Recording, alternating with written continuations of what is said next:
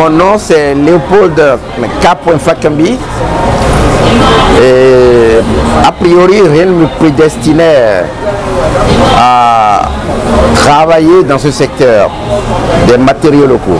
Puisque je suis en fait enseignant à l'université et je suis même le doyen fondateur de la faculté des sciences agronomiques.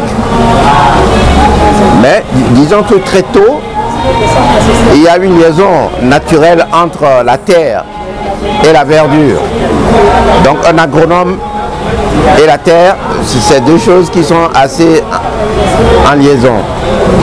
Mais mon intérêt pour les matériaux locaux, c'est plutôt précisé à partir du moment où j'ai eu la responsabilité d'être le directeur de cabinet du ministère de l'Éducation nationale. Je me suis très vite rendu compte qu'il est pratiquement impossible de suivre la demande en classe, en construction de classe, liée en quelque sorte à la démographie galopante que nous connaissons en Afrique, où la population double tous les 25 ans. Et aucun pays n'aura jamais assez de ressources pour construire assez d'écoles, assez de centres de santé, assez d'infrastructures communautaires pour répondre à la demande. Et c'est à partir de là que je dis, mais que faisaient les anciens? Eh bien, on a constaté que les anciens réglaient le problème de leur hébergement ou de leur habitation en utilisant les matériaux locaux. C'est-à-dire locaux veut dire essentiellement disponibles localement et à portée de main. Et généralement cela veut dire que ce n'est pas dans un circuit commercial, donc ce n'est pas cher. Le principal de ces matériaux locaux, c'est la terre. Donc je me suis dit, mais il faut faire les investigations en tant que chercheur pour savoir comment les autres peuples mettent en œuvre la terre.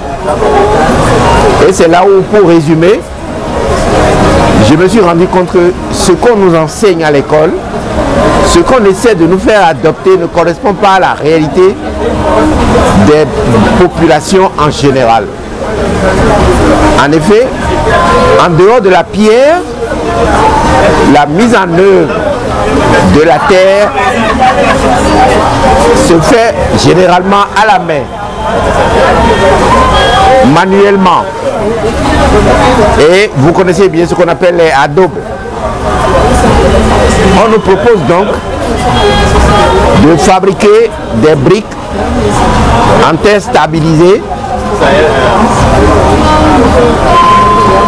qui sont difficiles en fait à agencer par les populations locales parce qu'ils ne sont pas habitués. On sait que c'est résistant, d'accord, c'est beau, d'accord, mais c'est difficile à mettre en œuvre. Il faut donc des maçons. Donc il faut un corps de métier spécialisé. Et avec l'apparition de ce corps de métier spécialisé, il y a donc une main-d'œuvre qui est perdue, qui ne sert plus à rien. C'est-à-dire les bénéficiaires ne peuvent plus participer à la construction de leur propre maison comme c'était avant. Et c'est ça qui m'a poussé à dire, mais nous sommes des maçons gauliers. Les autres peuples, ils ne sont pas maçons gauliers, ils sont quoi? Et c'est là où je me suis aperçu que les autres peuples sont des maçons coffreurs. C'est-à-dire qu'ils ne montent pas à la main la terre, mais ils montent la terre dans un coffrage. Et ils coffrent des panneaux de mur ou des pans de mur. Et successivement, ils font le tour pour monter l'ensemble de la maison. Et je me suis dit donc, le sens de ma recherche doit être de trouver des panneaux ou des branches, comme on dit, qui peuvent servir à coffrer la terre. Et c'est là où je me suis mis dans au moins plus de 10 ans au dessert.